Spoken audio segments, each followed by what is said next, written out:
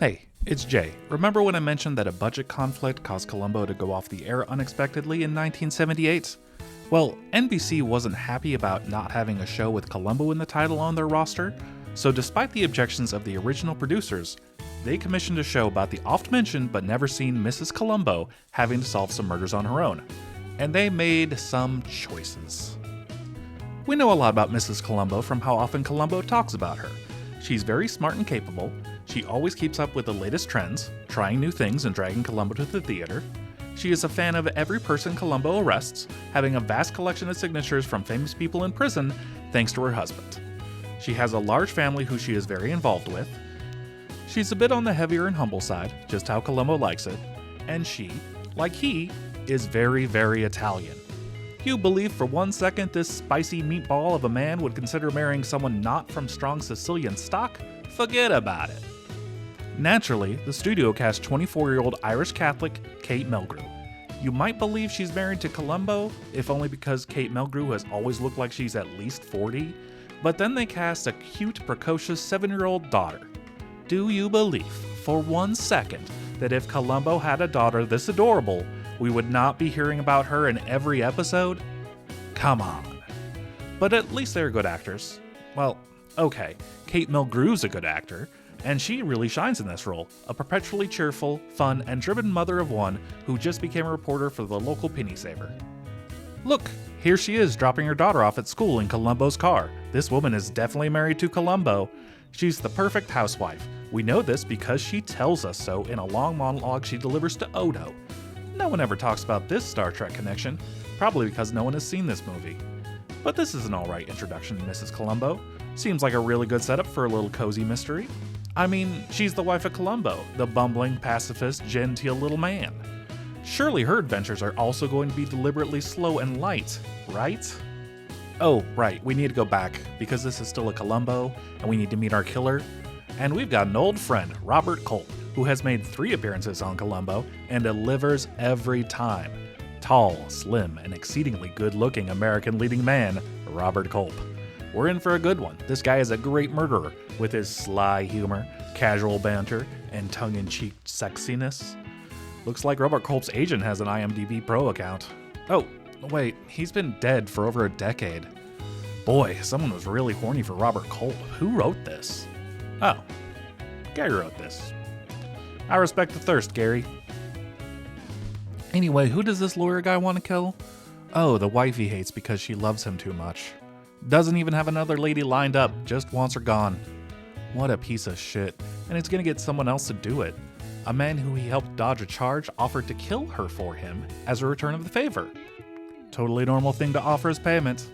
But Robert Culp is seriously considering it, he just needs some more time to think about it. Now we're at Kate's house. I'm gonna call her Kate because this woman is not Mrs. Columbo. She's cool, I like her moxie, but she is not married to the famous Lieutenant Columbo. She's married to another police lieutenant with the same last name, who also owns this very specific type of car, and also has a big fat basset hound. And this guy sucks. It's a bit at the precinct how bad Hank Columbo is considering he has the same name and title and car as the famous Columbo. It's driven him into a deep depression that eventually collapses his relationship, as he tries desperately to be someone he's not, only for his wife to leave him and start making eyes at a sergeant. I hope he gets therapy soon. Kate is getting a newfangled telecom system installed so she can yell at her daughter from the comfort of her office. But oh no, it is somehow picking up transmissions from a different house. Oh, I see what's happening here. The other house is Robert Culp's house, and this woman is the wife he hates. Well, Kate's apparently unbothered by this, not looking for a solution to this obvious privacy violation, just pleased to get to share this weird thing with one of her neighbors. Oh, what a tapestry is life. Things putter for a while. We get introduced to Josh, the editor of the free neighborhood paper that runs mostly want ads, which was kind of like Craigslist, which itself was kind of like Facebook Marketplace. Anyway, she bullied him into letting her write part-time. She feels called to it, and she's begging to do some real investigating. She needs something to do between taking her kid to ballet and flirting with the mailman, and Josh, the pushover, lets her do whatever. He's the only recurring character to appear in every episode, and he's a real nothing burger of a guy. He's like a proto-Seth Hazlitt, a grouchy old man who knows a thing or two, but not anything remotely useful.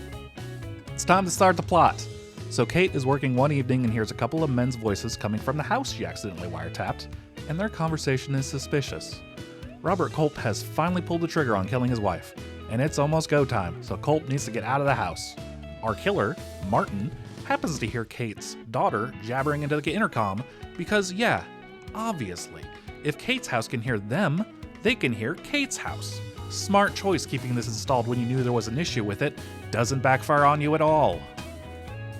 So Robert Culp's poor wife is murdered, and it's actually really chilling, as this guy starts instructing her to do exactly as he says as he holds a gun to her, in a real creepy, affected way that makes you realize he has done this before. He volunteered to do this.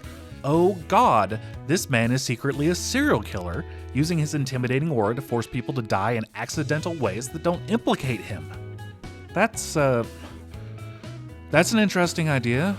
Columbo hasn't gone up against a serial killer before, someone who murders for the thrill of it. This could be interesting. So he makes this woman drop a dryer in the bathtub. Gruesome.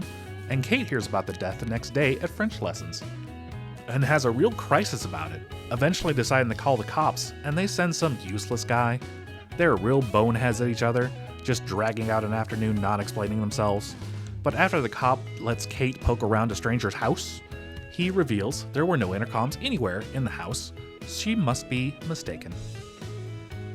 She doesn't think she's mistaken, so she makes a few calls and talks to the cops again, and is suddenly pulled into a fancy office so Robert Culp can yell at her. I'm not sure why she is shocked to see him. The door clearly had his name on it. Why else did you think you were being told to come to a lawyer's office? Anyway, he's a real misogynist asshole to her, accusing her of making stuff up so she can print it in her tabloid rag, and she only leaves the meeting more determined to get to the bottom of this. So this is getting pretty serious. Why has she not asked her cop husband to help with this and take her seriously? Well, because he's off at the cop convention in London, and decides to spend a couple extra days in New York and forgot to tell her. Another mark against her being buried to the Columbo we know about. There is no way he would not tell his wife if he was going to be somewhere he couldn't reach her. He may work all the time, but he would never disappear for a couple of days. He would miss his wife too much. So Kate has to solve this on her own, and it suddenly gets very personal, as Martin is getting antsy about the unwanted detention. He does not want to get caught again. He can't control his bloodlust and throws Robert Culp off the cliff, then starts taunting Kate over the intercom. Okay, I'm starting to think this might not be a cozy murder mystery after all. It's not. It's definitely not. As things start to escalate when Kate goes over to the now abandoned Robert Culp house and starts poking around, for no other reason than to allow us to feel concerned for her safety, as someone with hedge clippers creeps up the stairs towards her. It's just the gardener. He wants to know if he's still getting paid. Can you help, woman I've never seen before? Hey, why are you in this house? No reason at all. They just wanted to spook the audience.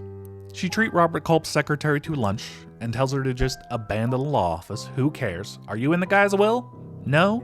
Then get out of there. Oh, also, client-lawyer privilege no longer applies if the lawyer dies, probably. Can I snoop through his files to find the name of the serial killer stalking me so I can tell the police? Thanks, babe. Oh, you lied to the police earlier? Cool. Cool story. Glad he's dead. Anyway, bye. I've been ignoring them, but I should tell you before the climax that all of this is occasionally interrupted by comedy bits to prove that this woman is married to Columbo. She leaves the dog at the vet for no reason, and is somehow upset when they didn't fix the unspecified problem. She also takes the Columbo car to a body shop and is cheap. They are not funny. They only exist because the people who greenlit this thought that what people liked about Columbo was his car. Again, this woman is married to Hank Columbo, a guy who sucks, and she's better off without him. Couldn't be bothered to even be reachable when his wife is being stalked by a serial killer. Night falls, and she can't get a hold of that one cop. He's decided to leave the movie, so he's unavailable. And that's the only police officer she, the supposed wife of a lieutenant, knows, so she just goes to bed. She gets a call at 2:30 in the morning, and she understandably freaks out and calls Josh, the only person she knows who will be awake in the middle of the night. A man who runs a newspaper that prints once a week. This guy works too hard. She explained why she's scared, and Josh does the only good thing he ever does, tells her to grab her daughter and come hang out with him. But it's too late. The daughter is missing. But we can hear her on the intercom, as well as Martin. She's been kidnapped, and Kate has no choice but to go to the Robert Culp house alone after telling the police, who I guess just don't find this concerning at all. They never show up. So she wanders around the dark for a while until Martin pops out, casually explaining that he actually just tricked Kate's daughter into leaving her room and wandering around outside for a while. Everything that she heard on the intercom was actually a recording. Oh, okay, I'm glad a child was not actually in danger, but what an odd plan. He chases her up the stairs and tells her his plan is to push her down the stairs so she dies, making it look like an accident. She is terrified, obviously, and it looks like his curtains when the killer smells something. Gas. She had turned on the stove, and that is going to look suspicious. He panics and throws her down the stairs, racing to the kitchen. She's fine, apparently, and immediately bolts, but oh no, this door has too many locks on it, she can't get it open. What would you do in this situation? Probably look for another exit? Maybe out a window or something? I understand why one would not think clearly here, but I would not do what she does, which is A, remember earlier when she was fixing her doorbell and discovering it caused an electric spark. B, remembering that this house has the same type of doorbell. And C, break the vision panel and frantically reach to ring said doorbell, which ignites the gas in the kitchen and causes a localized explosion, killing Martin. This is murder. She didn't have to do this. She could have found another way out, or called for help, or literally anything else that would not have caused a deadly explosion. I know this man is a serial killer who tried to toss her down the stairs to her death, but you can't just explode him. She's going to have some legal trouble here, not to mention the trauma of being responsible for someone's death. She's a police wife, sure, so her life probably isn't over, but this will surely haunt her for the rest of her. Oh, we're cross-fading to her tap dancing with her adorable daughter. I guess she's okay with it now. So that was the choice for a pilot movie. There are 4 more episodes of the first season, and she doesn't kill anyone else in those episodes. They are all Columbos, where we get the cat and mouse of her figuring out who did the murder we saw, but it definitely feels different when she's just a reporter and mother, and she confronts every murderer alone in a darkened room, which seems like a bad decision. Especially when she confronts the clearly insane ventriloquist who murdered his mentor because his dummy told him to. Maybe the most unsettling ventriloquist I've seen, but I'm not going to tell you any more about it. She also confronts the co-owner of a catering company who kills her partner because she thinks her husband is sleeping with her. It is not confirmed.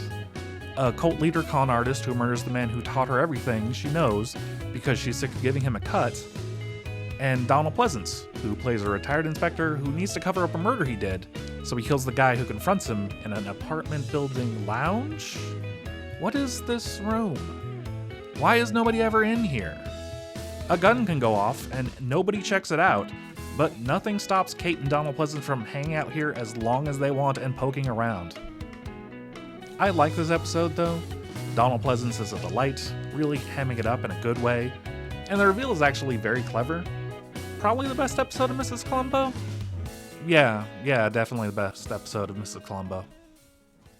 Obviously, people didn't like this show, but that didn't stop it from getting a second season as Kate Loves a Mystery, which gave us 8 more episodes that are more action-oriented and traditional, and it eschews a lot of its attachments to Columbo, having her divorce Hank and go by Kate Callahan, a single mother who now works at a real newspaper that is still being run by Josh, somehow.